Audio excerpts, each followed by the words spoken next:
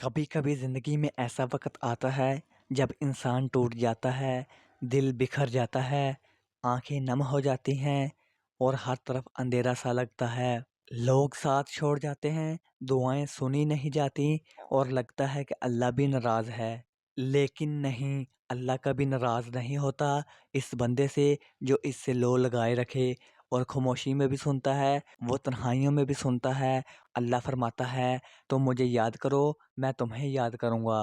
یہ وہ رب ہے جو ماں سے 70 گنا زیادہ محبت کرتا ہے، جو صرف ایک آنسو پر پوری تقدیر بدل سکتا ہے۔ اگر تم نماز میں گر کر روتے ہو تو یاد رکھو تم کسی انسان کے سامنے نہیں ہو، رب العالمین کے سامنے ہو۔ اگر تم صبر کرتے ہو تو تمہارا ہر لمحہ لکھا جا رہا ہے، اور صبر کا اجر تو خود اللہ دیتا ہے۔ بے حساب زندگی کا ہر امتحان، ہر درد، ہر محرومی ایک موقع ہے اللہ سے قریب ہونے کا۔ کامیابی وہ نہیں جو دنیا تعریف کرے، کامیابی تو وہ ہے جب اللہ تم سے راضی ہو جائے۔